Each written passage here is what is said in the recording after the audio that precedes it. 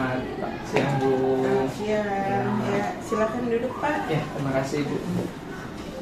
Ada yang bisa Ibu bantu?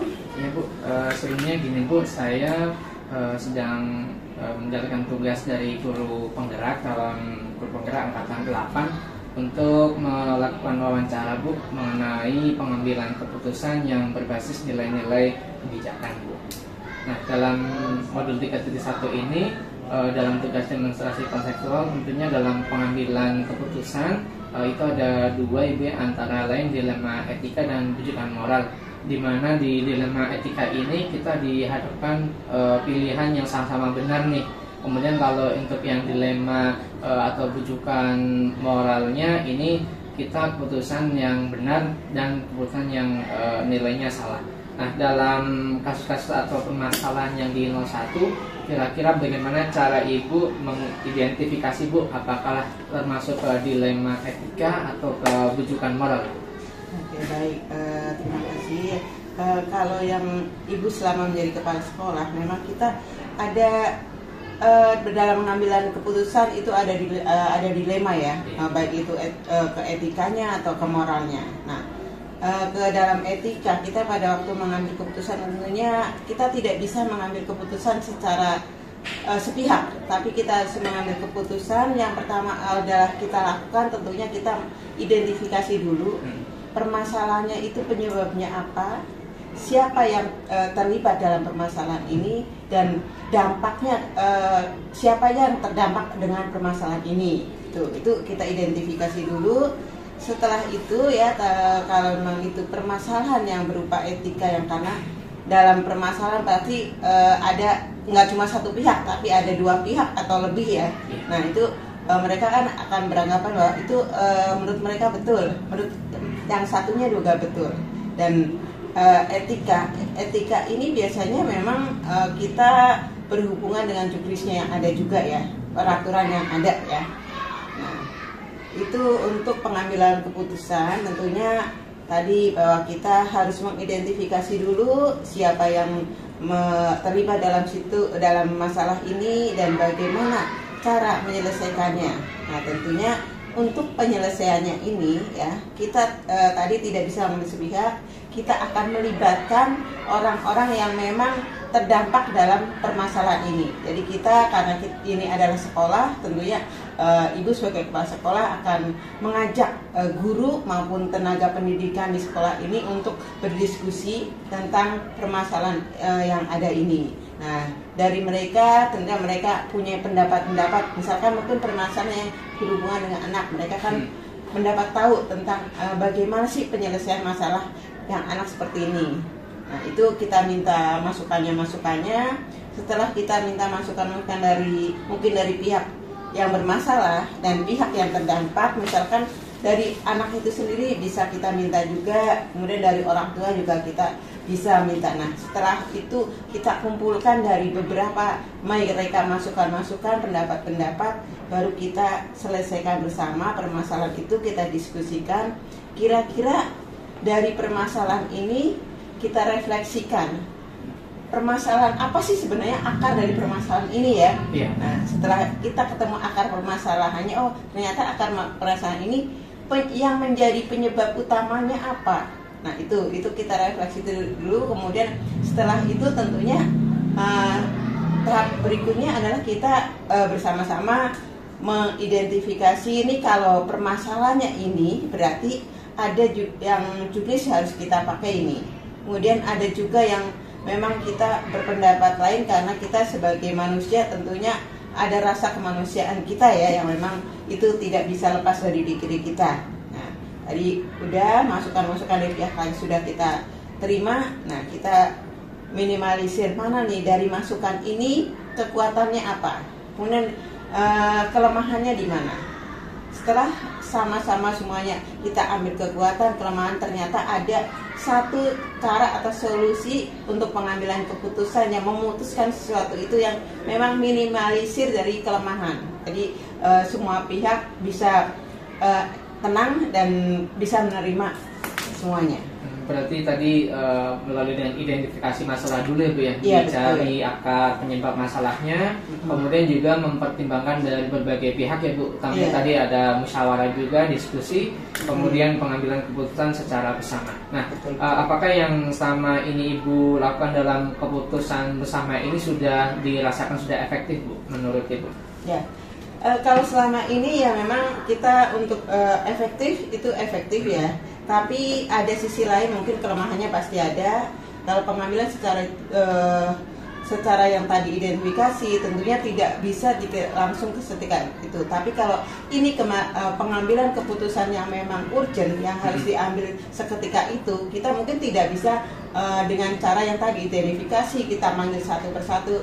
Nah, kita untuk masalah-masalah yang urgent, masalah yang mendadak, itu tentunya kita hanya berpikir logika saja, logika dan dampaknya terhadap yang mereka terdampakkan masalah itu. Jadi kita tetap ambil keputusan adalah ada di kepala sekolah, karena setelah melihat kekurangan kelemahannya itu tentunya itu akan efektif. Oke Bu, kemudian dalam pengambilan keputusan tersebut tentunya ada mungkin tantangan Bu yang dihadapi Ibu. Kira-kira bisa dijabarkan atau dijelaskan tantangan itu ketika mengambil sebuah keputusan kira-kira apa? Dalam kita mengambil keputusan tentunya ada pro dan kontra ya, ada pro dan kontra. Nah, di sini tantangan kita sebagai kepala sekolah ya, walaupun karena tadi dalam tahap pengambilan keputusan itu adalah sudah bermusyawarah bersama, dan itu masih mungkin ada yang tadinya pendapatnya adalah benar ya, pendapat ini juga benar. Nah, itu sudah kita satukan, minimalisir. Tentunya tetap tantangan bagi yang tadi tidak sependapat. Tentunya mungkin dia dalam melaksanakan keputusan itu agak kurang nyaman, dan kurang nyaman mungkin melaksanakan setengah-setengah ya istilahnya. Nah, itu tentunya tantangan kita adalah kita akan tetap melaksanakan keputusan itu, dan saya sendiri akan melaksanakan istilahnya pendekatan terhadap orang yang tadi memang belum legowo untuk menerima keputusan tersebut. Itu tantangannya. Memang agak susah, tapi itu harus kita laksanakan ya, karena keputusannya adalah keputusan bersama, dan keputusan yang kita ambil adalah sudah meminimalisir kelemahan yang ada. Kemudian gini Bu, misalkan dihadapkan permasalahan ada siswa yang memang dalam kategorinya kurang gitu Bu, kemudian ketika dinaikkan dia juga mungkin akan merasa ketinggalan dengan temannya lainnya. Kalau dinaikkan juga kayaknya kurang, atau lebih baik ditinggal di kelas yang sebelumnya saja. Kalau menurut Ibu bagaimana kalau untuk siswa yang agak memang kurang gitu? Oke, baik ya. Itu memang itu dilema yang ada ya, bagi anak, mungkin dilema bagi guru juga, dilema bagi sekolah dan orang tua juga.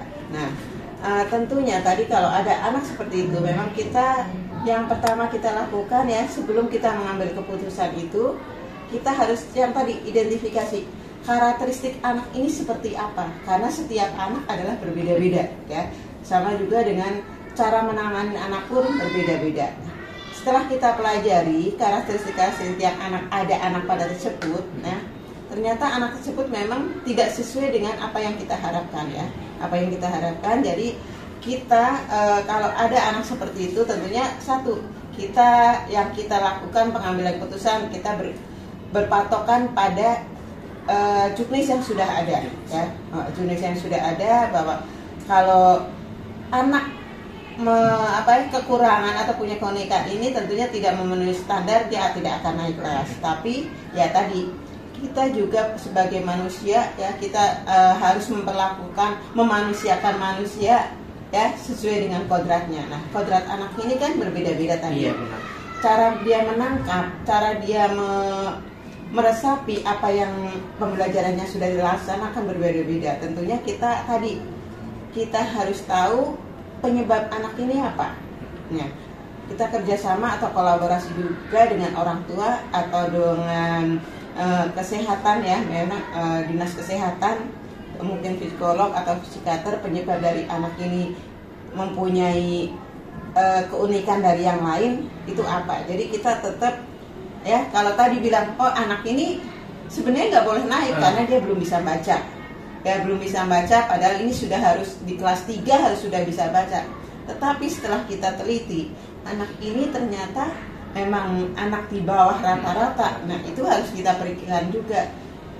Memang secara etika bahwa anak ini tidak boleh naik, tapi secara moral kalau anak ini tidak naik, mungkin akan membawa fisikis bagi dia sudah besar, tidak mungkin ada malu dengan teman-temannya, akhirnya membawa dampak negatif juga, dia nggak mau sekolah. Nah, kemudian terus orang tua juga, ada orang tua yang memang mengakui kelemahannya, tapi ada orang tua yang nanti dia akan sendirinya mungkin dikucilkan oleh masyarakat. Nah, itu kita sebagai pengambil keputusan harus menyeimbangkan antara etika dan moral ini, ya.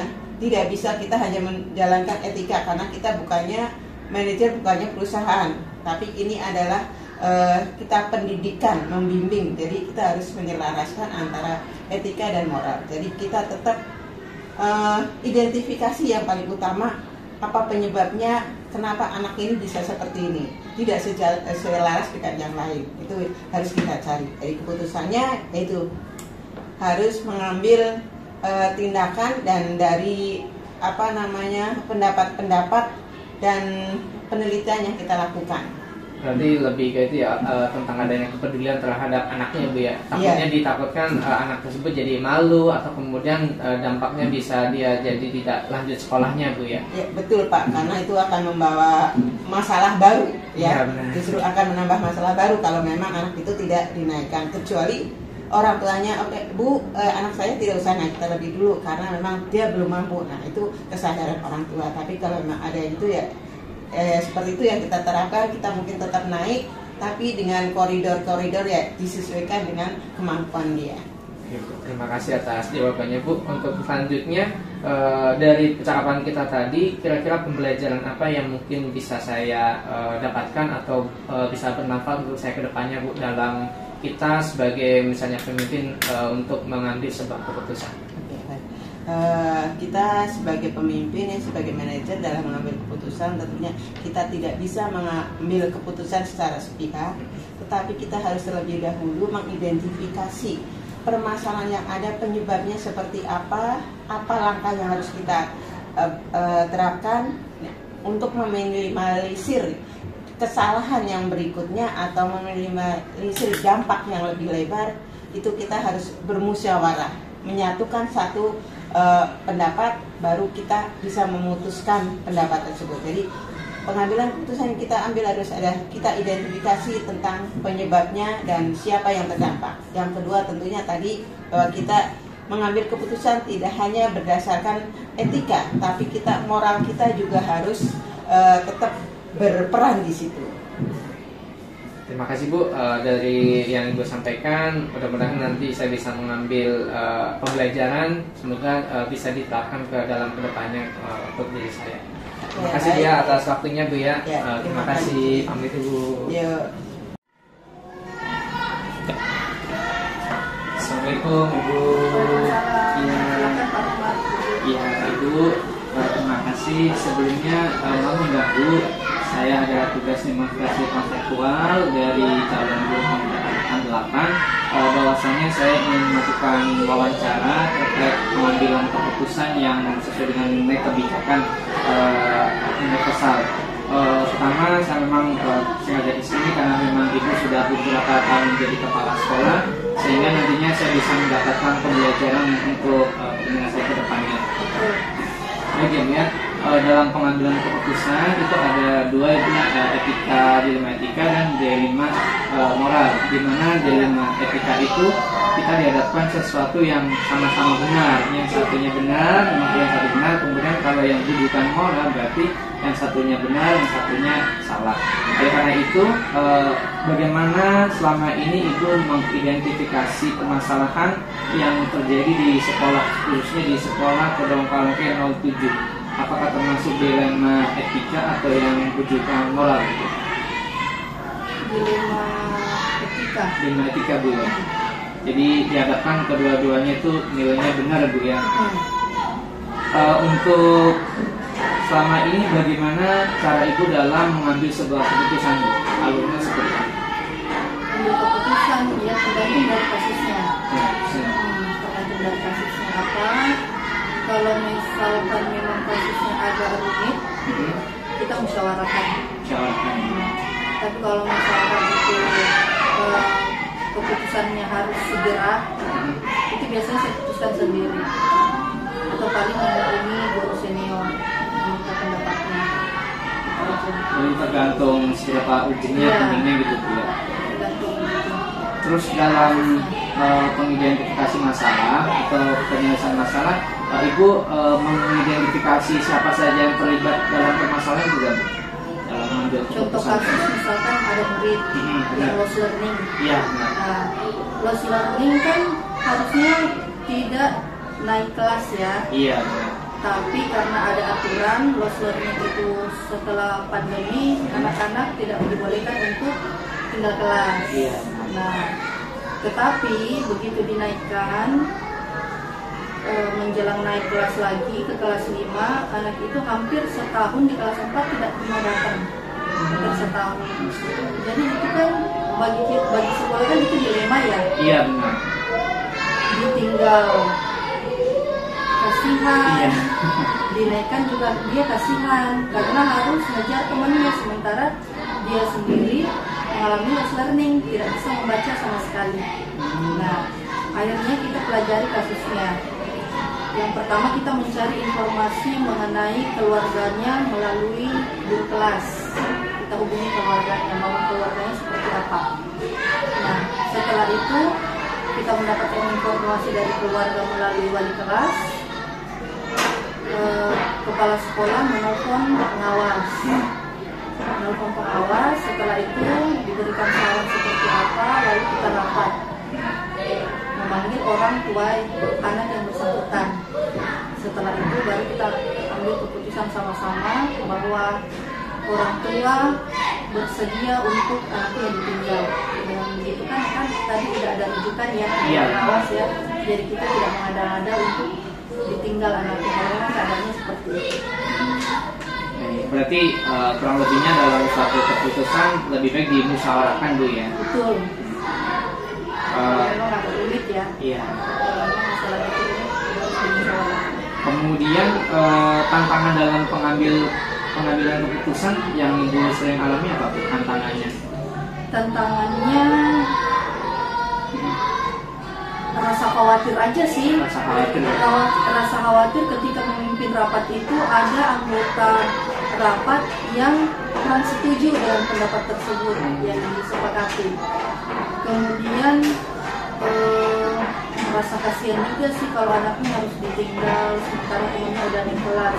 Tapi di sisi lain kita juga dari pihak sekolah itu kasihan kalau harus memaksa anak naik sementara dia nggak bisa baca, ya jadi, kan? Jadi kasihan juga. Iya, jadi dilemanya di situ, gitu aja.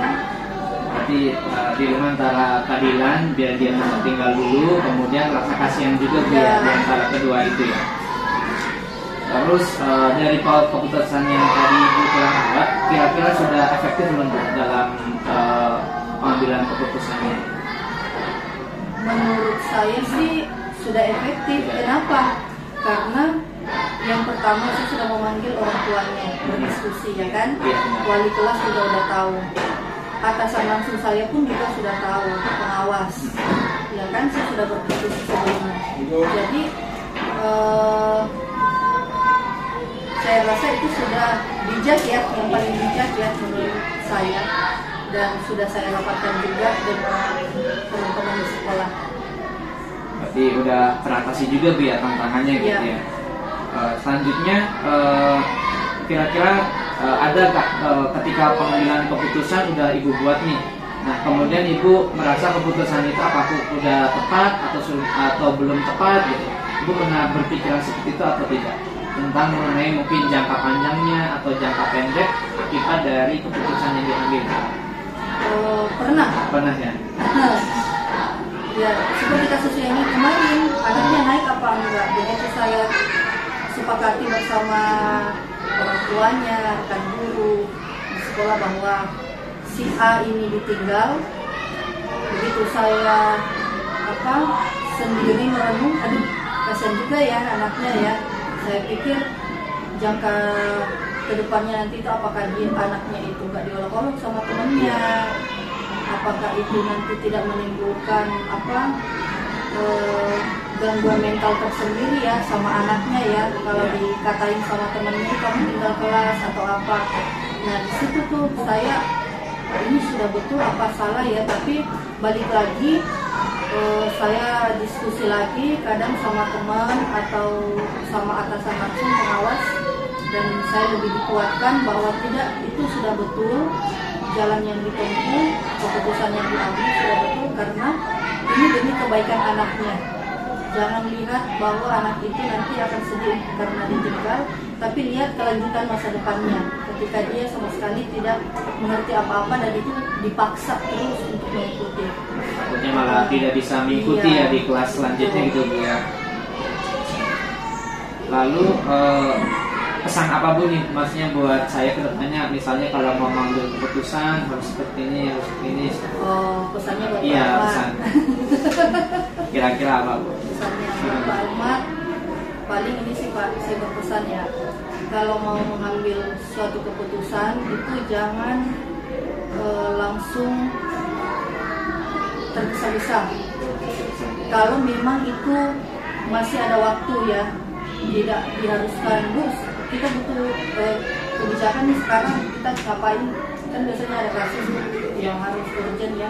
Tapi kalau misalkan itu memang masih ada waktu, minta tolong pelajari dulu kasusnya, identifikasi kasusnya apa, isunya seperti apa, terus gali informasi sebanyak-banyak mungkin, utamanya dari orang-orang yang terdekat, kemudian sharing session dengan teman-teman, musyawarah, lalu nanti di musyawarah itu kita ambil keputusan. Dan yang paling penting, tidak kalah pentingnya Pak Rahmat, sebaiknya infokan kepada atasan langsung bahwa ada kasus seperti ini, karena komunikasilah yang akan membangun sebuah kebijakan yang baik. Jadi intinya komunikasi dulu ya, supaya semuanya jelas gitu ya. Komunikasi sama menggali fakta-fakta, kemudian musyawarah, kemudian dikomunikasikan dengan berbagai pihak yang berkepentingan. Betul. Terima kasih Ibu sudah meluangkan waktunya. Ini sangat bermanfaat sekali bagi saya. Mudah-mudahan yang tadi Bu sampaikan tadi bisa saya pahami dan saya rasakan. Terima kasih Bu ya. Ya, Assalamualaikum Bu.